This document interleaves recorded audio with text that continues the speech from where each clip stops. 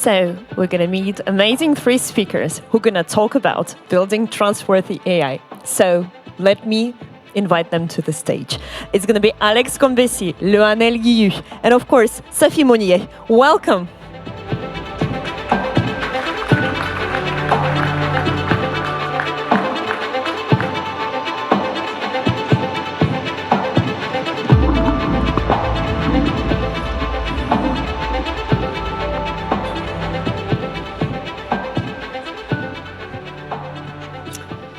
Hello, can you hear me also in the back, everyone? Good. So, hi everyone, and thanks for joining this panel on building trustworthy AI and ensuring accuracy and explainability across sectors. You may have noticed Antoine Borde from Helsing is not here. He had a last-minute meeting he had to attend, but that's all right. We're going to do this roundtable with our two distinguished experts here. And before we dive into the discussion, I'm going to let them introduce themselves first, quickly. Maybe Lionel, we can start with you. Sure. Thank you, Sophie. Nice to meet everyone. I can't see you, but hopefully you can see me. So my name is Lionel Guillou. I'm VP of Technology Development at Owkin. And so I work in the branch that develops diagnostic models in oncology using AI. So a brief introduction, I'm an engineer and scientist by training, did most of my career in California, and then came back to France 2 years ago to join Owkin. And Alex? Hi everyone, so I'm Combessie, co-founder and CEO of Giskard. It's a company we created in 2021 to address quality and security challenges of AI systems when used in a critical context. So what we do to help understand and mitigate those risks is we provide testing methods for AI systems, and most specifically on generative AI systems. All right, so today the topic is explainability. Why are we talking about explainability? It's been a topic that's been on the table for several years now, right? So let's say the canonical example comes from the banking sector, where an AI algorithm should be able to explain every single prediction it makes, for example, in the context of a credit loan. Now, there are several things we can explore, several questions we can ask ourselves. One question is how explainability is going to be used in practice. Is it going to be part of human decision-making, or is it going to be part of an automated decision process? Are we going to use it only in a proof-of-concept phase or in a deployed product?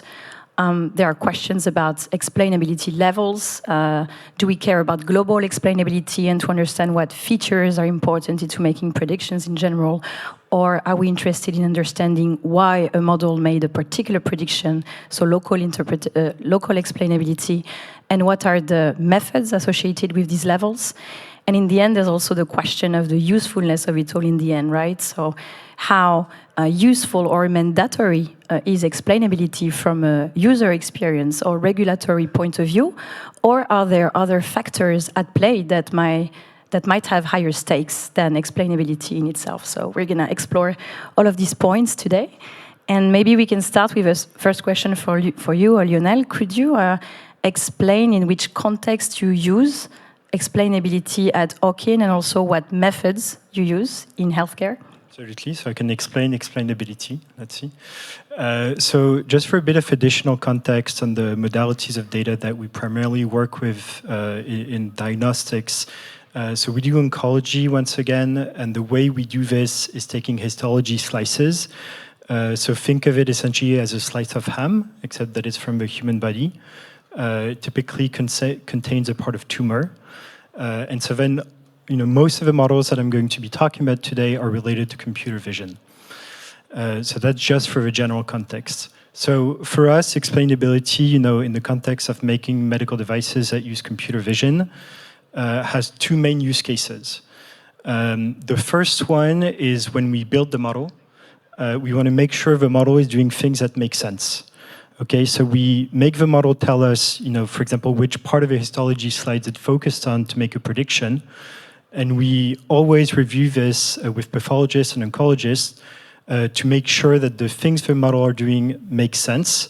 And we are to some extent correlated with known scientific knowledge that you can find in the literature. So that's use case number one. Use case number two is very different. So you were talking about development versus production. Use case number two is then production. For us, what production means is a pathologist typically using our model and trying to come up with a diagnostic on a particular patient to make a treatment decision. And so in that context, although there's no regulatory requirement for it, we always provide some layer of explainability so that the pathologist may have a critical eye on our prediction and decide whether he or she agrees with our prediction. So in terms of method, I'm not going to go into the method just now because I've talked for a while. Maybe Alex wants to chime in before I get into the technical details. Yeah, so explainability is a very interesting topic. It's actually the topic that we started the company on 3 years ago because my co-founder had a PhD specifically on explainable AI. And what we found out is that explainability of AI models, when you ask to real users, whether they are the AI engineers or the end users, is something that everybody says that they need to have. So this is why we used this as a starting point. But what we realized when we started by deploying some automated explainability features, people actually they use it once, but they don't necessarily come back to it again. So actually, this does not mean that explainability is useless, but explainability has a use in a specific context. One, because at the beginning, before you deploy a system, you need to develop trust. Developing trust is not just about technical features. It's also about trying to understand, getting used to the system. And explainability is very important when you're in this deployment phase to build trust, especially for people that are not technical. It's also definitely very useful when you're in the development stage, because when you're debugging, when you're improving the model, having some explainability features actually helps you understand where your model might have some biases, etc. But the thing is, once you've done that, these, like the adoption or the debugging, these are useful in a limited time. Because after you deploy, actually, on a running AI system, once it's running, people just want the prediction. They don't want to come back and debug, try to make sense of the explanations. So that need kind of disappears, and this is why maybe it's a segue for the next part of the discussion. We kind of pivoted away from explainability to work more on testing, because testing is something that can be automated, because explainability cannot be automated. The whole concept of explainability is that it's an interface for machines to explain themselves to humans. But if you remove the human of the equation, you cannot have explainability. Explainability only makes sense in the context of us as people. And if you want to automate in production, actually that's where something like tests are more reliable and you can automate. Because in the end, that's what we want to do, right? We want to deploy AI systems at scale. You'll have to iterate and renew them regularly. And you want to automate. Every week, when you have a new hospital or a new agent, you want to be able to have systems that are self-nourishing and self-updating. Maybe just a follow-up question on something that you said, that you would use explainability at the beginning, especially to build trust. Depending on the models that we use and their complexity, sometimes you have these questions or opinions that explainability is somehow opposed to model complexity. What do you think about that? Very complex question, because it's fairly straightforward to explain a local prediction. It's computationally expensive, but you can, and actually it's a requirement in some fields. You need to ensure that if someone has a question because they dislike a particular prediction, you are able to give this person a human understandable explanation of this particular prediction. But once you have done that, it only tells you about one case. So it's very hard to make sense out of it.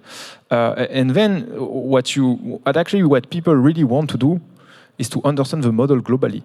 But the challenge here is that there's a real trade-off in terms of performance. The larger the model, the harder it is to really understand it at global level. Like how, so we're working on large language model systems. How can you really understand it? Of course, there are some like raccourci, shortcuts, at the start of the NLP journey, I think even before attention is all you need, you had word2vec. I don't know if some people remember word2vec. Yeah, a little.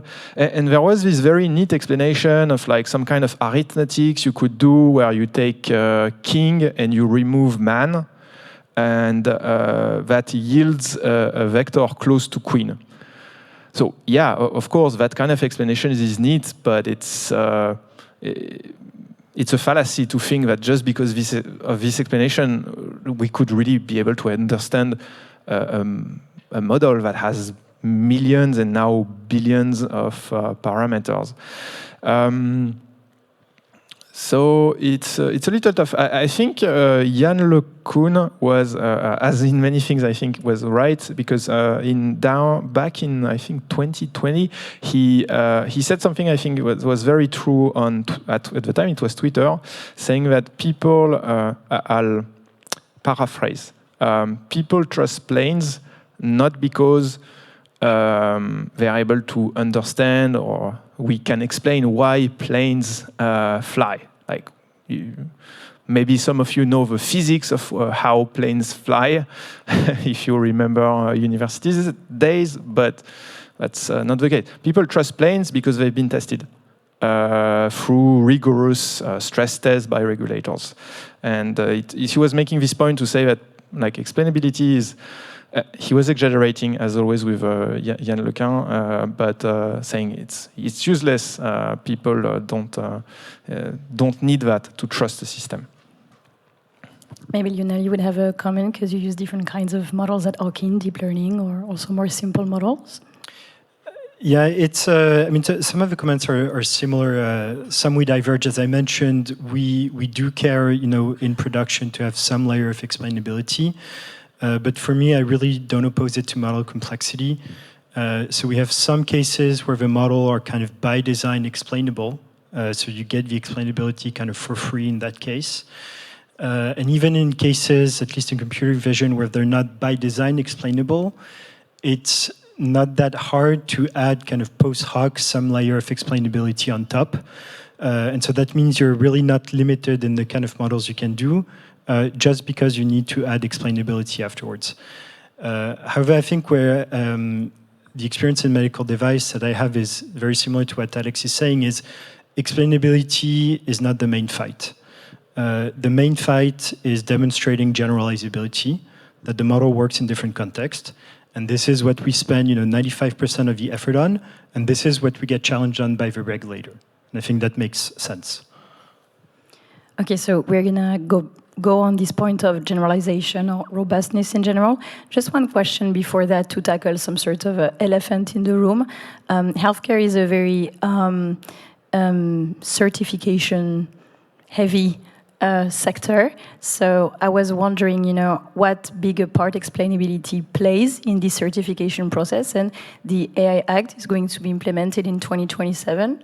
What is it going to change for you concretely going forward at Owkin? So your first question on the role it plays today, my broad answer would be quite small. So you have 4 kinds of validation you need to do in medical device, without getting into all the detail. One of them is called usability testing. It's essentially making sure that your target end user is able, with the instruction you provide, to use the device as intended. I think that's the only concrete example where explainability plays a role. And typically, that's not the validation where you fail. Now, your second question was, what was going to be the impact of the AI Act?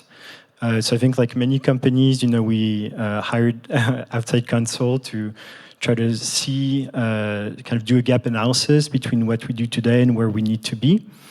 And here, the takeaway, I was surprised, is actually that the delta is quite small.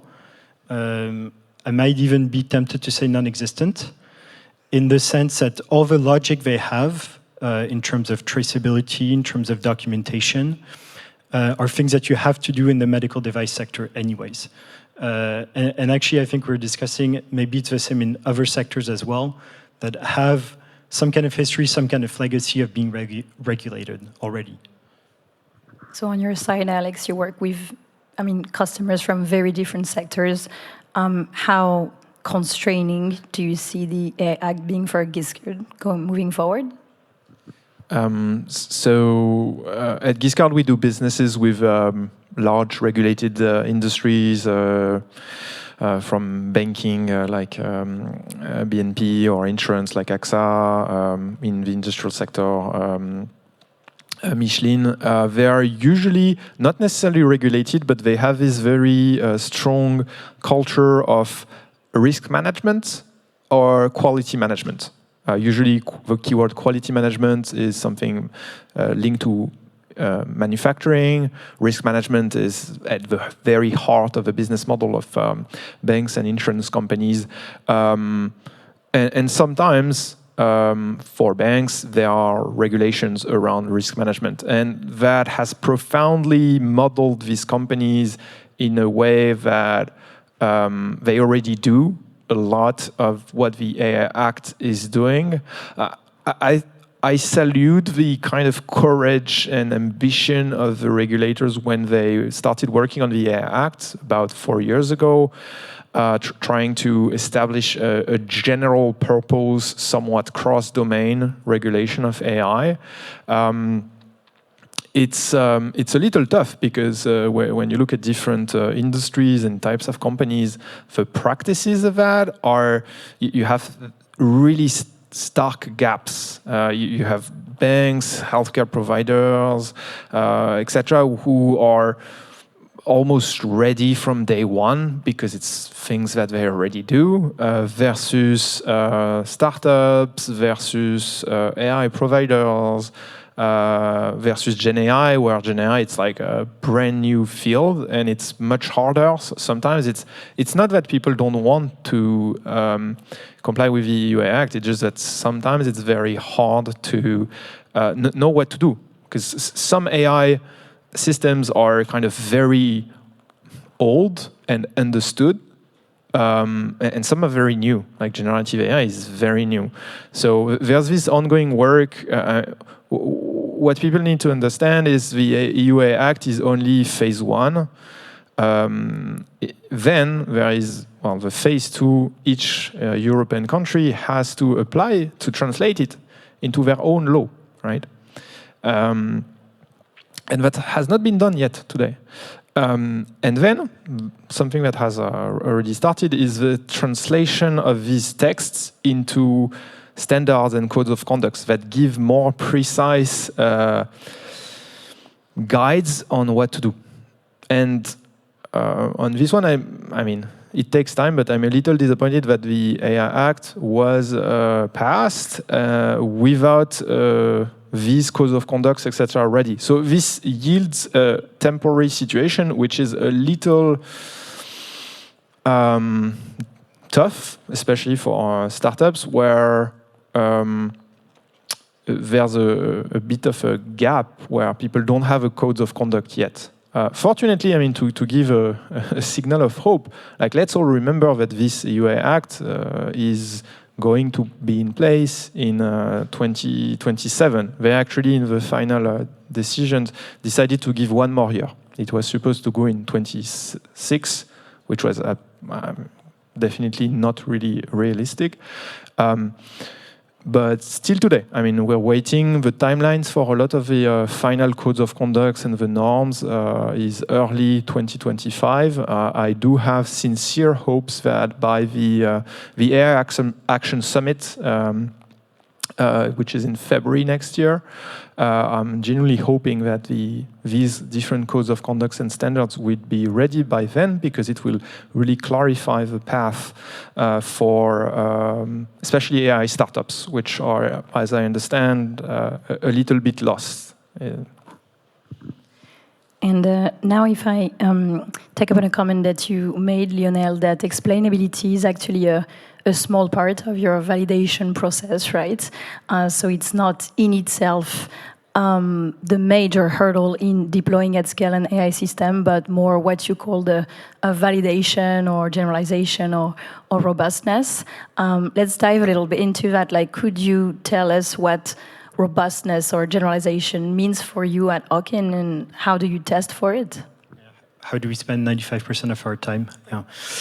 Okay, so it's quite a complex question. So I'll try to keep it fairly high level without being vague.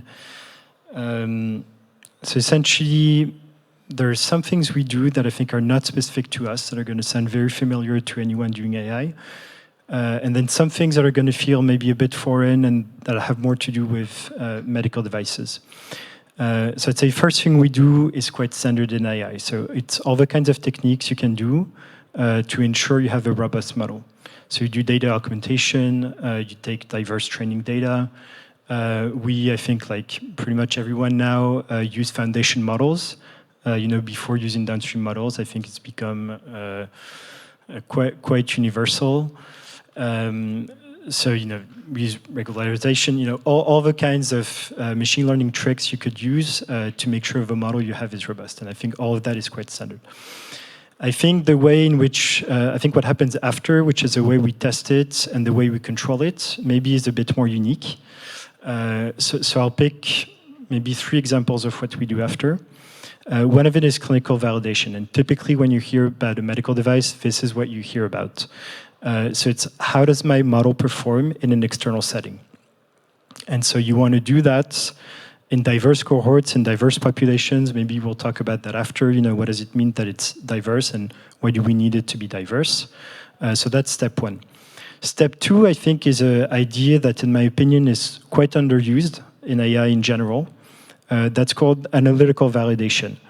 And so think of it as you kind of pressure test the model. You modify the inputs in all sorts of ways, and you want to get a consistent output. So the reason you do that in medical device is very simple. When you have a patient, you want to ensure that whatever happens in between the patient and the result is always the same. But a lot of things happen in between, which essentially are all the preparation step of your sample. So in our case, you take a physical piece out of the body, you cut it, some human cuts it, preserves it in alcohol. There's all kinds of steps that have to do with staining, selection, putting on a slide, scanning after, so you can use all kinds of different scanners. So all the steps you have between the patient and the model could trigger some differences. And so that's actually one area that's quite unique, but I think could be generalized notionally, to try to think of cases where you want the model to have the same output with diverse inputs, and try to come up with quantifiable metrics to ensure this is the case. And then the third bucket of things we do have to do with when you deploy your medical device at a given pathology lab or a given hospital, you want to be able to guarantee its performance in that setting. And so one of the techniques that we use for that is calibration. And essentially little tweaks. I really wouldn't call it fine-tuning, but it's little adjustments you can make on site to guarantee performance at that hospital. And in your case, Alex, so you want to deploy like automatic testing, as you said, it's not like for human validation behind. So how would you make sure your models, your LLMs are robust, and what kind of tests do you deploy for that? Thanks, Antoine. Actually, I think some of the techniques that we use are the same for computer vision and for regular machine learning models. So things like metamorphic testing, where you change the input and you see how the model behaves. That's, I think, one of the staples of robustness testing. We also have methodologies where we evaluate the performance across different slices of the data to be sure you don't have because the trick with robustness, it's all about going beyond the aggregated performance. Because at a certain point, after as an AI engineer, you've done enough work, you get to 70, 80%. Like the global metric starts to hide the flows, right? And you want to identify on which slices you have these issues. But when you work with LLMs, these techniques don't work anymore.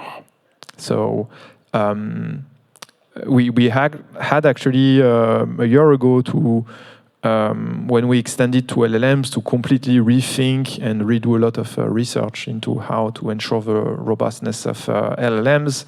And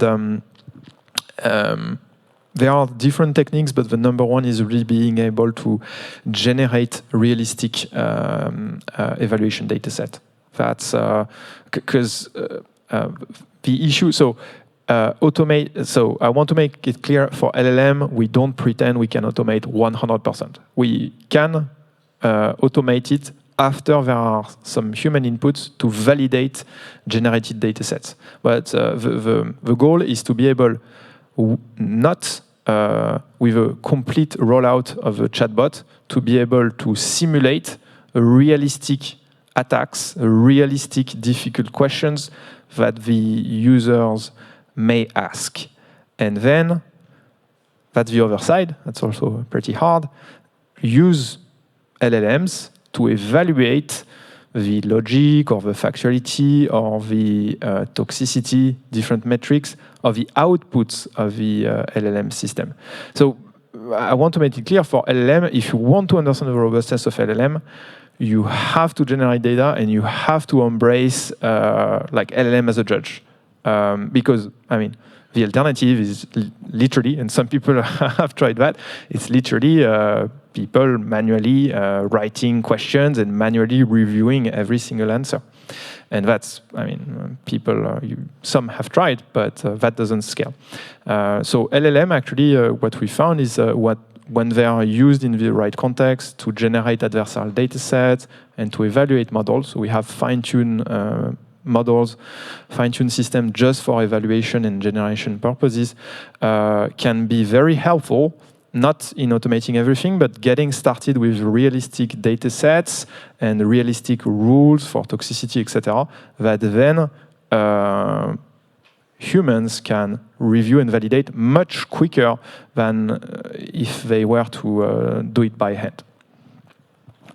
I think there would also be a lot of things you could say about generating diverse data sets in the context of medical devices. We're kind of reaching the end of the panel, but if you could just give info in a few words. Yeah, and I think one thing that's very specific to medical devices is you also have the ethical component, right? So you essentially want to try to ensure that your medical device is efficacious on as broad a population as possible. And also avoid the kind of bias, for example, age, gender, race, and ethnicity are the big ones you're trying to watch out for, and to make sure that you've controlled and you've checked for these biases and that you're robust to them. All right, then this concludes our panel for today. So thanks everyone for joining and listening to us. Sophie. Thank you.